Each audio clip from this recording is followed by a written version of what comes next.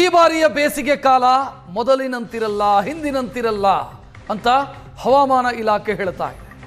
ಮೊದಲಿಗಿಂತ ಹೆಚ್ಚು ಕಠೋರವಾಗಿರುತ್ತೆ ಬೇಸಿಗೆ ಕಾಲ. ಈ ಮಧ್ಯೆ ರಾಜ್ಯದಲ್ಲಿ ಕುಡಿಯೋ ನೀರಿನ ಸಮಸ್ಯೆ ಸೃಷ್ಟಿಯಾಗುವಂಥ ಮುನ್ಸೂಚನೆಯೂ ಕೂಡ ಕಾಣ್ತಾ ಇದೆ. ರಾಜ್ಯದ ಕೆಲ ಜಿಲ್ಲೆಗಳಲ್ಲಿ ಈಗಾಗಲೇ ಕುಡಿಯೋ ನೀರಿನ ಸಮಸ್ಯೆ ಇದೆ. ಸರ್ಕಾರಗಳು ಎಚ್ಚೆತ್ತುಕೊಂಡಿದ್ದಾವ? ಸರ್ಕಾರ ಎಚ್ಚೆತ್ತುಕೊಂಡಿದೆಯಾ? ಜಿಲ್ಲಾಡಳಿತ ಎಚ್ಚೆತ್ತುಕೊಂಡಿದೆಯಾ ಅಂತ ಪ್ರಶ್ನೆ ಕೇಳಿದರೆ ಇಲ್ಲ ಅನ್ನುವಂಥ ಉತ್ತರವೇ ಸಿಗ್ತಾ ಇದೆ. ಶಿವರಾತ್ರಿ ಕಳೀತು, ಬೇಸಿಗೆ ಶುರುವಾಯಿತು. ಬೇಸಿಗೆಯ ಆರಂಭದಲ್ಲೇ ಕುಡಿಯೋ ನೀರಿನ ಸಮಸ್ಯೆ ಸೃಷ್ಟಿಯಾಗ್ತಾ ಇದೆ.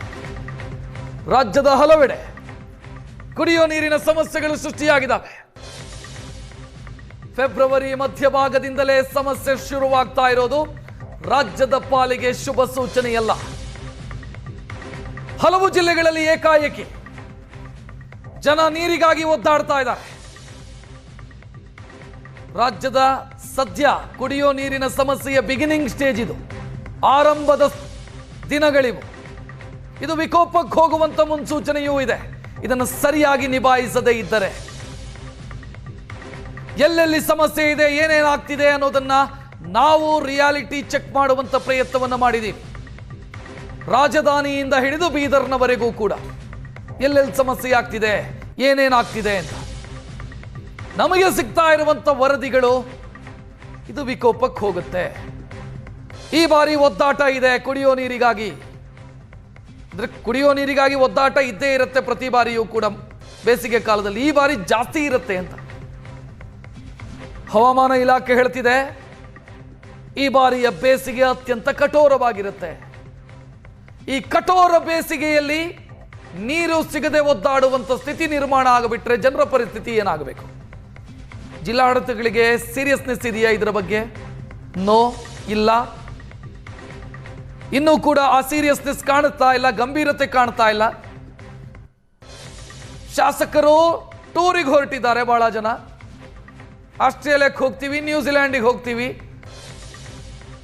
ಇನ್ನು ಕೆಲವರು ರೆಸಾರ್ಟ್ ಸೇರೋ ಮುನ್ಸೂಚನೆಯೂ ಕಾಣ್ತಾ ಇದೆ.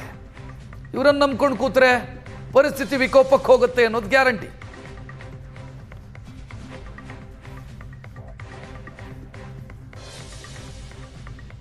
ನಾನು ಈಗಾಗಲೇ ಹೇಳಿದೆ, ರಾಜ್ಯದ ಬೇರೆ ಬೇರೆ ಜಿಲ್ಲೆಗಳಲ್ಲಿ ನಾವು ಪರಿಸ್ಥಿತಿ ಏನಿದೆ ಅನ್ನೋದನ್ನ ರಿಯಾಲಿಟಿ ಚೆಕ್ ಮಾಡುವಂತ ಪ್ರಯತ್ನವನ್ನು ಮಾಡಿದ್ದೀವಿ. ನಮ್ಮ ಸೋರ್ಸ್ ಅನ್ನು ಬಳಸಿ ನಾವು ರಿಯಾಲಿಟಿ ಚೆಕ್ ಮಾಡಿದ್ದೀವಿ ಏನಾಗ್ತಿದೆ ರಾಜ್ಯದ ಬೇರೆ ಬೇರೆ ಕಡೆ.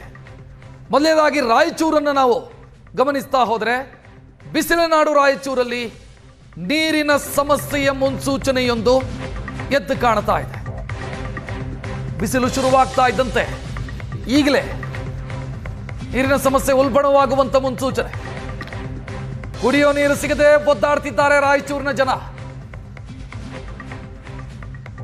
ಕುಡಿಯೋ ನೀರು ಕೊಡುವಂತೆ ಅಧಿಕಾರಿಗಳಲ್ಲಿ ಮನವಿ ಮಾಡ್ತಾ ಇದ್ದಾರೆ.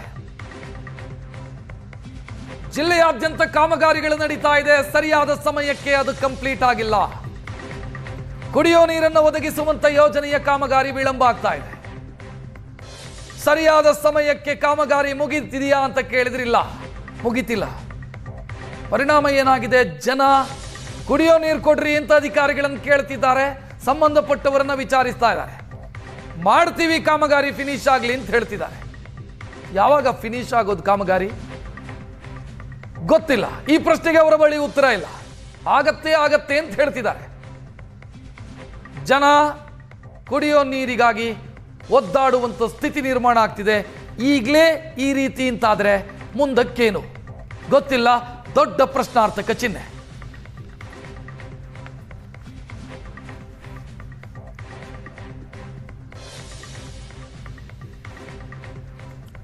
ರಾಯಚೂರು ಜಿಲ್ಲೆಯಾದ್ಯಂತ ಕುಡಿಯೋ ನೀರಿಗೆ ಸಂಬಂಧಿಸಿದಂಥ ಕಾಮಗಾರಿಗಳಾಗ್ತಿದೆ ಅಂತ ನಾನು ಮಾಹಿತಿ ಕೊಟ್ಟೆ.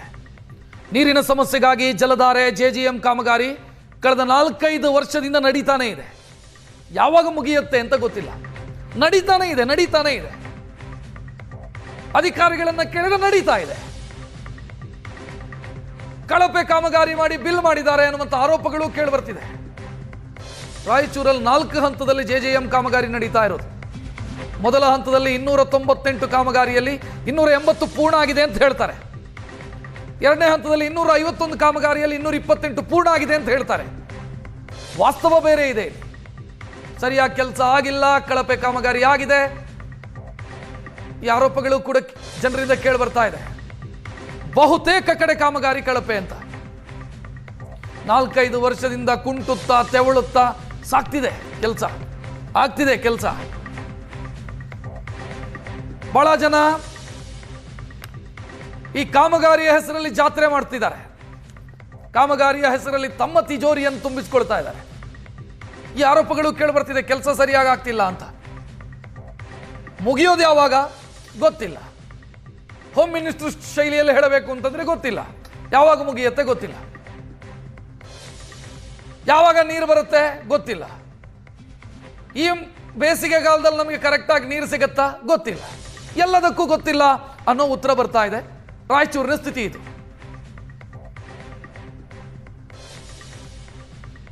ನೋಡ್ತಾ ಇದ್ದೀರಿ, ಗುಂಡಿ ತೋಡಿಟ್ಟಿದ್ದಾರೆ, ಕೆಲಸಗಳಾಗ್ತಿದೆ. ಕೇಳಿದ್ರೆ ಆಗತ್ತೆ ಫಿನಿಶ್ ಆದಷ್ಟು ಬೇಗ ಅಂತ. ಫಿನಿಶ್ ಆದಂತ ಕಾಮಗಾರಿ, ಪೂರ್ಣಗೊಂಡಂತ ಕಾಮಗಾರಿ ಸರಿಯಾಗಿದೆಯಾ? ಅದೂ ಇಲ್ಲ. ಪೂರ್ಣಗೊಂಡ ಕಾಮಗಾರಿಯಲ್ಲಿ 108 ಸಮಸ್ಯೆಗಳಿದ್ದಾವೆ. ಕಳಪೆ ಕಾಮಗಾರಿ, ಸಿಮೆಂಟ್ ಇಂದ ಹಿಡಿದು ಎಲ್ಲದರಲ್ಲೂ ಕಮಿಷನ್ ಹೊಡೆದಿದ್ದಾರೆ ಅನ್ನುವಂಥ ಆರೋಪಗಳು ಕೇಳಿಬರ್ತಿದೆ. 4-5 ವರ್ಷದಿಂದ ಸಾಕ್ತಿದೆ ಕಾಮಗಾರಿ, ಯಾವಾಗ ಅಂತ ಗೊತ್ತಿಲ್ಲ ಇದು ಫಿನಿಶ್ ಆಗೋದು. ನೀರು ಕೊಡ್ತೀವಿ ಅಂತ ಭರವಸೆ ಕೊಟ್ಟಿದ್ದಾರೆ, ಕಾಮಗಾರಿ ಆಗ್ತಿದೆ, ಬಿಲ್ ಆಗ್ತಿದೆ, ದುಡ್ಡು ಬರ್ತಿದೆ. ಯಾರ್ಯಾರೋ ಈ ದುಡ್ಡಲ್ಲಿ ಮಜಾ ಮಾಡ್ತಿದ್ದಾರಾ ಅಂತ ಅನಿಸ್ತಾ ಇದೆ.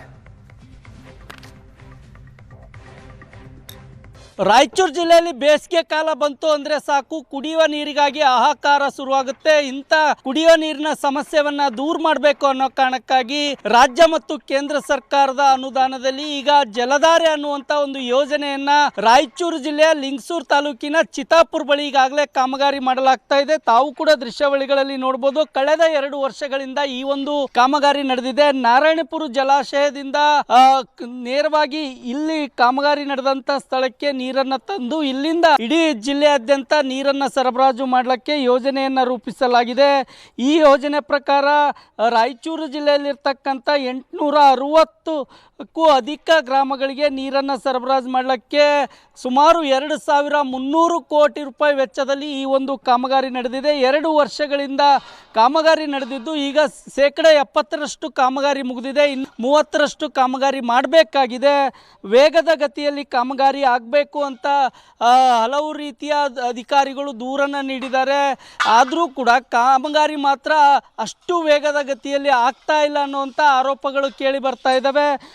ಈ ಒಂದು ಕಾಮಗಾರಿಯ ಬಗ್ಗೆ ವಿಶೇಷತೆ ಹೇಳಬೇಕು ಅಂತಂದರೆ ರಾಯಚೂರು ತಾಲೂಕಿನ 55 ಗ್ರಾಮಗಳು, ದೇವದುರ್ಗ ತಾಲೂಕಿನ 177 ಗ್ರಾಮಗಳು ಹಾಗೂ ಲಿಂಗಸೂರು ತಾಲೂಕಿನ 189 ಗ್ರಾಮಗಳು, ಹಾಗೆ ಮಾನ್ವಿ ತಾಲೂಕಿನ 165 ಗ್ರಾಮಗಳು, ಸಿಂಧನೂರು ತಾಲೂಕಿನ 174 ಗ್ರಾಮಗಳು, ಒಟ್ಟು 860 ಗ್ರಾಮಗಳು ಹಾಗೂ 1406 ಜನವಸತಿಗಳಿಗೆ ನೀರನ್ನು ತಲುಪಿಸುವಂಥ ಉದ್ದೇಶದಿಂದ ಈ ಒಂದು ಕಾಮಗಾರಿಯನ್ನು 2020ರಿಂದ ಆರಂಭಿಸಲಾಗಿದೆ. 2024ರ ಒಳಗಾಗಿ ಕಾಮಗಾರಿ ಸಂಪೂರ್ಣವಾಗಿ ಮುಗಿಸ್ಬೇಕಾಗಿತ್ತು. ಆದರೂ ಕೂಡ ಕಾಮಗಾರಿ ಮುಗಿದಿಲ್ಲ. ವೇಗದ ಗತಿಯಲ್ಲಿ ಕಾಮಗಾರಿ ಆಗಿದ್ದರೆ ಇಷ್ಟೊತ್ತಿಗಾಗಲೇ ಬೇಸಿಗೆ ಕಾಲದಲ್ಲಿ ನೀರಿನ ಸಮಸ್ಯೆ ಆಗದಂತೆ ಯೋಜನೆಯನ್ನು ರೂಪಿಸಿ ಕಾಮಗಾರಿಯನ್ನು ಮುಗಿಸ್ಬೇಕಾಗಿತ್ತು. ಆದರೆ ಕಾಮಗಾರಿ ನಿಧಾನಗತಿಯಿಂದ ನಡೀತಾ ಇದೆ ಅನ್ನುವಂಥ ದೂರುಗಳಿದ್ದಾವೆ. ಹಾಗಾಗಿ ಅಧಿಕಾರಿಗಳು ಕೂಡ ಸ್ಥಳಕ್ಕೆ ಭೇಟಿ ನೀಡಿ ಕಾಮಗಾರಿಯನ್ನು ವೇಗದ ಗತಿಯಲ್ಲಿ ಮಾಡಬೇಕು ಅನ್ನುವಂಥ ಸೂಚನೆಗಳನ್ನು ಕೂಡ ನೀಡಿದ್ದಾರೆ.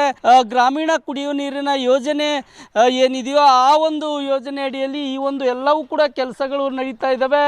ಸೊ RWS ಇಲಾಖೆಯವರು ಕೂಡ ಇಲ್ಲಿ ಬಂದು ಕಾಮಗಾರಿಯನ್ನು ಬೇಗ ಮುಗಿಸ್ಕೊಡ್ಬೇಕು ಅನ್ನುವಂಥ ಮಾತುಗಳನ್ನು ಹೇಳ್ತಾ ಇದ್ದಾರೆ. ಹಾಗಾಗಿ ಇಲ್ಲಿ ಈ ಕಾಮಗಾರಿ ನಡೀತಾ ಇರುವಂಥದ್ದು ನಾವು ಕಾಣಬಹುದಾಗಿದೆ. ಒಟ್ಟಲ್ಲಿ ಹೇಳಬೇಕಾದ್ರೆ ರಾಯಚೂರು ಜಿಲ್ಲೆಯಲ್ಲಿ ಏನು ಬೇಸಿಗೆ ಕಾಲದಲ್ಲಿ ಕುಡಿಯುವ ನೀರಿನ ಸಮಸ್ಯೆ ಏನಾಗ್ತಾ ಇತ್ತೋ ಆ ಸಮಸ್ಯೆಯನ್ನು ದೂರ ಮಾಡಬೇಕು ಅನ್ನೋ ಕಾರಣಕ್ಕಾಗಿ ಸರ್ಕಾರದ ಮಹತ್ವದ ಈ ಒಂದು ಜಲಧಾರೆ ಪ್ರಾಜೆಕ್ಟು ನಡೀತಾ ಇದೆ. ಇದು ಕಾಮಗಾರಿ ಬೇಗ ಆಗಿ ಜನರಿಗೆ ಕುಡಿಯುವ ನೀರು ಸಿಗುವಂತಾಗಬೇಕನ್ನೋದೇ ಎಲ್ಲರ ಆಶಯವಾಗಿದೆ ಅಂತ ಹೇಳ್ಬೋದು. ರಾಯಚೂರಿಂದ ಕ್ಯಾಮ್ರಾಮನ್ ಶ್ರೀನಿವಾಸ್ ಜೊತೆ ಜಗನ್ನಾಥ್ ಪೂಜಾರ್, ಏಷ್ಯಾನೆಟ್ ಸುವರ್ಣ ನ್ಯೂಸ್.